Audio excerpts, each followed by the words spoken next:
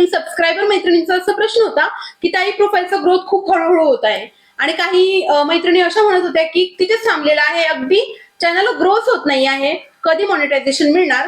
तर मॉनिटायझेशन साठी जो पिरियड आपल्याला युट्यूबने घालून दिलेला आहे 365 डेज मध्ये आपल्याला मॉनिटाईज करून घ्यायचं आहे आणि क्रायटेरिया 1000 सबस्क्रायबर आणि 4000 तासांचा वॉच टाइम कंप्लीट करायचा आहे.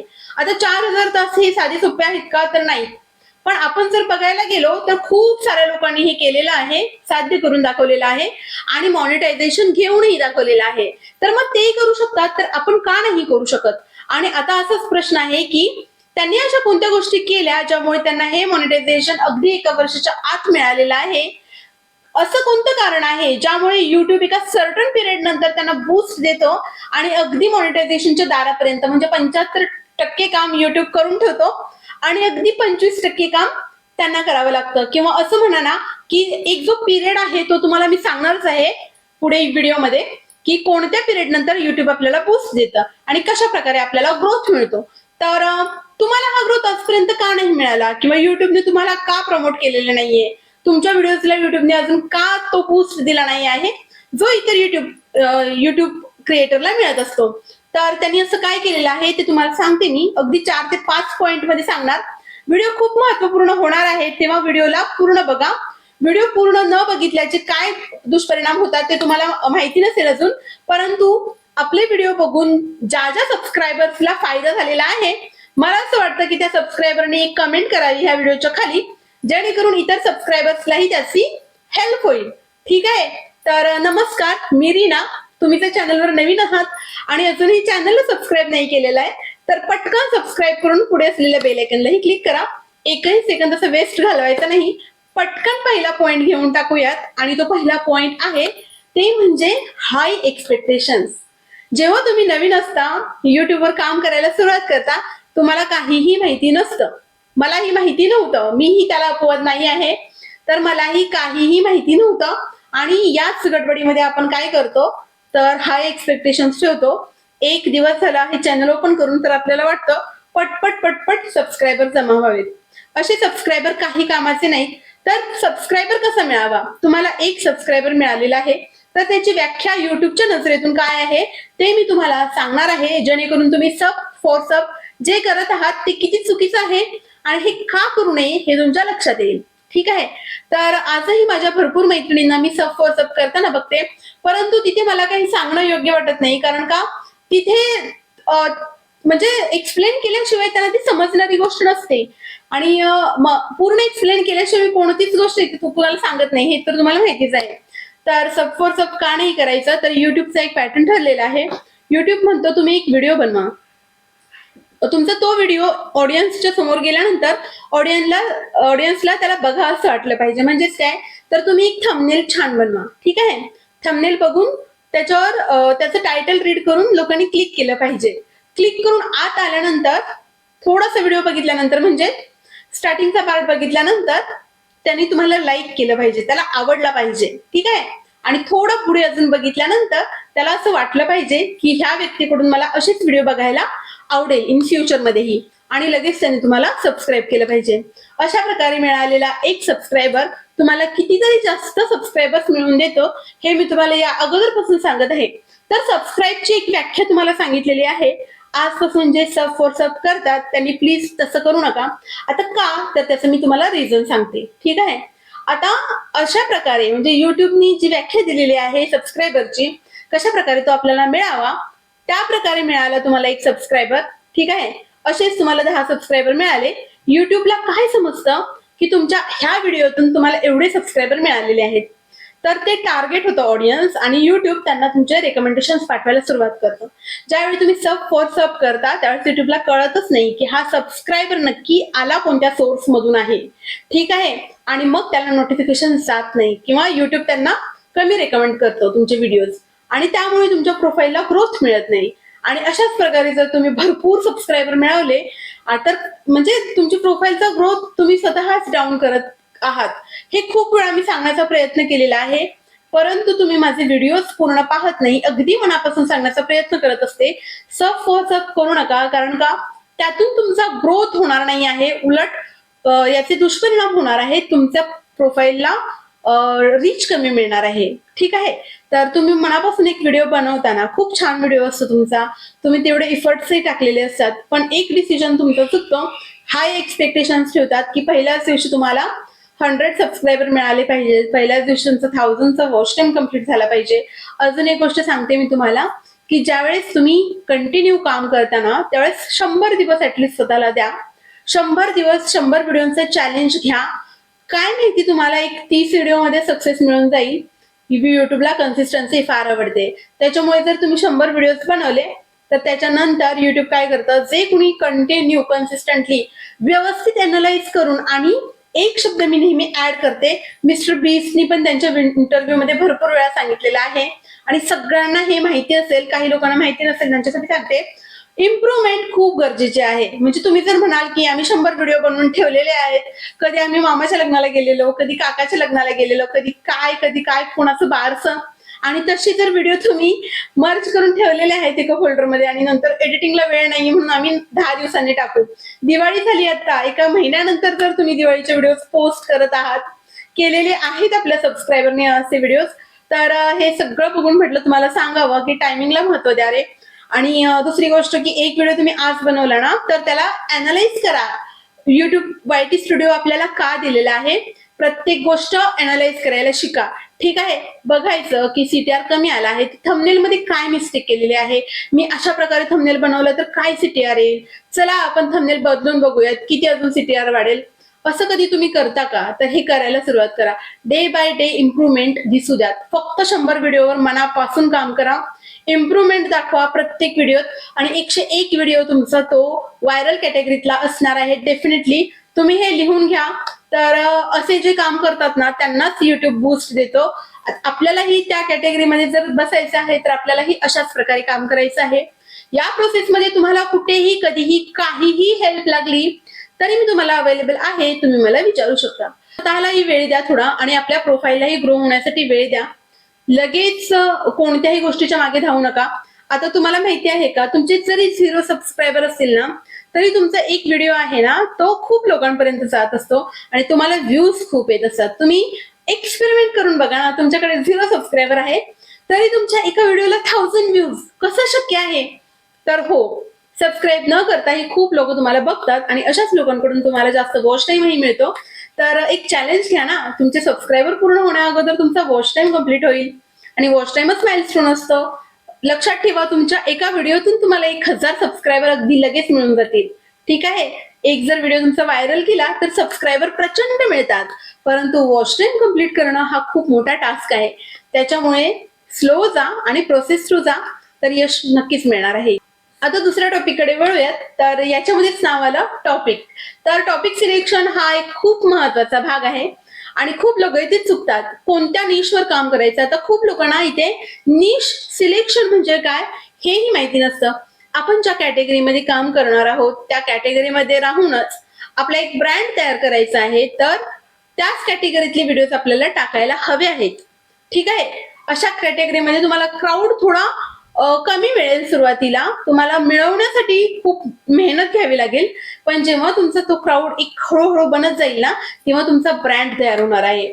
तर जे लोक मिक्स कंटेंट टाकत आहेत ना, तर त्यांना मी सांगते की तुम्हाला कसं पटकन ग्रो व्हायचं असेल तर तुम्ही मिक्स कंटेंट टाकू शकता, पण लॉंग टर्म साठी इथे जर तुम्हाला स्टेबल राहायचं असेल आणि स्टेबल ग्रोथ मिळवायचं असेल ना, एकदम तुम्ही जर लांबचा विचार करत आहात की तुम्हाला खूप दिवस इथे काम करायचं आहे दीर्घकाळ, आणि तेही फक्त काम नाही करायचं आहे तर उत्तम प्रकारे काम करायचं आहे, त्याच प्रकारचे अर्निंग घ्यायचे आहे, तर तुम्हाला तुमचं ब्रँड बनवावं लागणार आहे. आणि ब्रँड कधी बनतं, तर तुम्ही एकाच कॅटेगरीतला टार्गेटेड ऑडियन्स तुमच्याकडे असतो त्याच वेळेस तुमच्याकडे ब्रँड येत असतो. ब्रँडला काय हवं आहे, ऑडियन्स हवा आहे त्या एका पर्टिक्युलर कॅटेगरीतला. आता मी टेक चॅनल इथे चालवते तर माझं पूर्ण क्राऊड टेक रिलेटेड आहे, म्हणजे टेकच्या गोष्टी बघायला आवडतात. तर असंच क्राऊड माझ्याकडे असेल तर टेकचे ब्रँड्स अगोदर माझ्याकडे येणार. ठीक आहे, आता माझाच एक चॅनल आहे टेकचा आहे, त्यात मी डेली ब्लॉगिंग करते आहे, कुकिंग करत आहे, आणि रोज एक व्हिडिओ डेली ब्लॉगिंगचा, एक व्हिडिओ कुकिंगचा. माझ्याकडे काही कंटेंट नाही, चला मी ट्रॅव्हलिंगचा 3रा व्हिडिओ टाकते. असं केलं तर कुठे कोणता व्हिडिओ पाठवायचा हे अल्गोरिदमलाही कळणार नाही. आता मी एक टेकचा व्हिडिओ बनवला तर तो फक्त टेकच्या ऑडियन्सला पाठवणार, बरोबर. म्हणजे माझ्याकडे जर 100% ऑडियन्स आहे त्यातल्या 20% लोकांपर्यंत तो व्हिडिओ जाणार आहे. अल्टिमेटली माझा ग्रोथ डाऊन होणार आहे, माझी प्रोफाईल डाऊन होणार आहे. तेव्हा एकाच कॅटेगरीमध्ये राहून तुम्ही काम करा. आणि निश सिलेक्शन काय असतं, तर आपल्या YT स्टुडिओमध्ये ना एक दिलेलं आहे, तिथे जाऊन आपल्याला कॅटेगरी सिलेक्ट करायची आहे. तुम्ही डेली ब्लॉगिंग करत आहात तर ती कॅटेगरी चॉईस करा. तुम्ही जर टेक रिलेटेड व्हिडिओज बनवत आहात, फायनान्स रिलेटेड बनवत आहात, कुकिंग रिलेटेड बनवत आहात किंवा गेमिंग रिलेटेड, तर तिथून तुम्हाला एक कॅटेगरी सिलेक्ट करायची आहे. ठीक आहे. तर हे डिसाईड करा की तुम्ही कोणत्या कॅटेगरीमध्ये उत्तम आहात. आणि जर तुम्हाला समजत नसेल की मी या कॅटेगरीमध्ये उत्तम आहे तर लिहून काढा, 1-2-3 कॅटेगरीज लिहून काढा आणि त्या 3 कॅटेगरीमध्ये तुम्ही 3 व्हिडिओज बनवा. स्टार्टिंगला फक्त 15 ते 20 दिवस द्यायचे आहेत हे सगळं करण्यासाठी. ठीक आहे. आणि ते करत असताना मग तुम्हाला कळेल की तुमच्या ऑडियन्सला तुमचा कोणता टोन आवडत आहे किंवा कोणत्या प्रकारे बोलल्यानंतर ते तुमच्याकडे अट्रॅक्ट होत आहेत, आणि त्या प्रकारे मग तुम्ही तुमची कॅटेगरी सिलेक्ट करू शकता. म्हणजे त्यांना तुमचं डेली ब्लॉगिंग आवडत आहे की तुमचं इन्फॉर्मेटिव्ह चॅनल आवडत आहे की तुमचं भक्ती चॅनल आवडत आहे, हे सगळं ट्राय करा. तुमचं एक वाईब मॅच होतात एखाद्या गोष्टी बरोबर, तर आणि ते ऑडियन्स बरोबर पण कनेक्ट होतं मग लगेच. आणि असं जर झालं तर तुम्ही समजू शकता त्याला जास्त व्ह्यूज येत आहेत, तर ते तुम्ही सिलेक्ट करून ठेवू शकता. ठीक आहे. आता तिसरी गोष्ट आहे म्हणजे हुक्स. ठीक आहे. तुम्ही व्हिडिओ तर खूप छान बनवता, हे सगळं समजून घेतलं, टॉपिक सिलेक्शन झालं आहे आणि तुम्ही आता व्हिडिओ बनवत आहात. व्हिडिओ पण तुम्ही खूप छान बनवलेला आहे. अगदी व्हिडिओमध्ये पुढे पुढे जसे जसे जाणार मी बघत बघत खूप छान छान गोष्टी मला दिसणार आहेत आतमध्ये पाहायला. पण तुम्ही आत काय बनवलेलं आहे ते पाहण्यासाठी ऑडियन्सनी सुरुवातीला बघणं गरजेचं आहे ना. आता ते बघणार कधी, तर त्याच्यासाठी तुम्हाला हुक्स यायचे आहेत. तर तुम्ही जे काही तुमच्या व्हिडिओमध्ये पुढे सांगणार आहात ना, त्याचा एक ब्रीफ एक शॉर्ट इंट्रो बनवून ना तुमच्या व्हिडिओच्या स्टार्टिंगला लावा की तुम्ही हे पॉइंट इथे पुढे बोलणार आहात. आणि ऑडियन्सला ते महत्वाचे वाटले तर डेफिनेटली ऑडियन्स तुमचा तो पूर्ण व्हिडिओ बघणार आहेत. तर हुक्स खूप महत्वाचे असतात. आपला व्हिडिओ पूर्ण बघितलं जाणं हे फक्त आणि फक्त तुमच्या स्टार्टिंगच्या 30 सेकंड्सवर डिपेंड आहे. आणि युट्यूबनेही हे सांगितलेलं आहे की स्टार्टिंगचे 30 सेकंड जर एक ऑडियन्स तुमच्या प्रोफाईलवर थांबला, दॅट मीन्स की तुमचा तो पुढचा थोडा तरी व्हिडिओ ऍटलिस्ट बघणार आहे. आता जे नवीन आहेत त्यांना माहिती नाहीच आहे, पण जे 5 ते 6 महिने झाले ती काम करत आहेत आणि त्यांच्या जर व्हिडिओवर वॉच टाइम जास्त मिळत नाही आहे, तर त्यांनी हे लक्षात ठेवायचं की तुम्हाला रिटेन्शन ग्रॅप करायचं आहे लोकांचं. आता ते रिटेन्शन कधी ग्रॅप होणार, तर तुमचा इंट्रो छान असायला हवा आहे, तुमचे हुक्स छान असायला हवे आहेत. 4th पॉइंट आहे कन्सिस्टन्सी. तर युट्यूबला कन्सिस्टन्सी फार जास्त आवडते, युट्यूबच्या अल्गोरिदमला कन्सिस्टन्सी फार जास्त आवडते. तुम्हाला तर माहितीच आहे, एक 2-4 दिवस तुम्ही काम नाही केलं तर युट्यूबचे सगळे ग्राफ्स डाऊनवर्ड होतात आणि डाऊनवर्ड गेलेला तो ग्राफ पुन्हा अपवर्ड करण्यासाठी, पुन्हा ग्रीन मध्ये घेऊन येण्यासाठी आपल्याला असा घाम गाळावा लागतो, अतिशय परिश्रम करावे लागतात. हा माझा वैयक्तिक अनुभव मी तुमच्याबरोबर शेअर करत आहे. तुम्हाला जर तुमच्या प्रोफाईलला पटकन बूस्ट द्यायचा आहे ना, कन्सिस्टन्सी ठेवा. कारण का युट्यूबला ना या प्लॅटफॉर्मवर व्ह्युअर्स खूप जास्त आहेत. ठीक आहे. तर व्ह्युअर्सला नवीन नवीन गोष्टी बघण्यासाठी इथे डेटा अवेलेबल करून देणं हे युट्यूबचं काम आहे. म्हणून तर युट्यूबने आपल्याला ही अपॉर्च्युनिटी दिली आहे की तुम्ही इथे या आणि व्हिडिओज बनवून पोस्ट करा, इन्फॉर्मेशन द्या. आणि जर व्ह्युअर्सला सगळ्यात जास्त इन्फॉर्मेशन तुम्ही प्रोव्हाइड करत आहात, म्हणजेच काय तर कन्सिस्टंट राहून व्हिडिओ पोस्ट करत आहात. आता कन्सिस्टन्सीचं मिनिंग असं नाही की रोज उठून एक व्हिडिओ बनवा आणि टाका. तुम्हाला तुमच्या दृष्टीने कन्सिस्टन्सी कशी मेंटेन करायची आहे ते तुम्ही ठरवा. म्हणजे तुम्ही दिवसातून एक व्हिडिओ टाकू शकता, आठवड्यातून 2 व्हिडिओ टाकू शकता, महिन्यातून 1-2 व्हिडिओ टाकू शकता. ते डिपेंड तुमच्यावर आहे की तुम्हाला कसे व्हिडिओ इथे पोस्ट करायचे आहेत. पण एकदा जर तुम्ही ते पॅटर्न ठेवलं ना, तर तेच पॅटर्न पुढे फॉलो करा. त्याचा एक परिणाम होतो, युट्यूबच्या अल्गोरिदमला तुमचं पॅटर्न कळतं. ठीक आहे. त्यावेळी ते तुमचं अल्गोरिदम ऍक्टिव्ह होतं. ठीक आहे. आणि तुमचा व्हिडिओ तुम्ही पोस्ट केला तर त्याला बूस्ट मिळतो. दुसरी गोष्ट अशी की तुमचं जे ऑडियन्स आहे त्यांना ही माहिती होऊन जातं की ह्या ताईंचा पॅटर्न असा आहे, तर आज व्हिडिओ आला आहे ना, उद्या नाही येणार, मग परवा त्या डेफिनेटली व्हिडिओ टाकतील. तर परवा तिथे आल्यानंतर तुमचा व्हिडिओ त्यांना दिसला पाहिजे. तर अशा प्रकारे आपल्याला एक कन्सिस्टन्सी मेंटेन करायची आहे. 5th गोष्ट आहे की एक फोकस ठेवायचा आहे. तुम्हाला काय करायचं आहे, तुम्हाला लॉंग व्हिडिओज बनवायचे आहेत की शॉर्ट व्हिडिओज बनवायचे आहेत, ते एकदाच डोक्यामध्ये तुमच्या क्लिअर करा. काही दिवसानंतर काही क्रिएटर खूप कन्फ्युज होतात, व्ह्यूज नाही आल्या, वॉच टाइम नाही गेन झाला किंवा सबस्क्रायबर नाही वाढले, तर त्यांचा कल ना ऑटोमॅटिकली लॉंग व्हिडिओतून शॉर्ट व्हिडिओकडे वळतो आणि मग ते शॉर्ट्स बनवायला घेतात.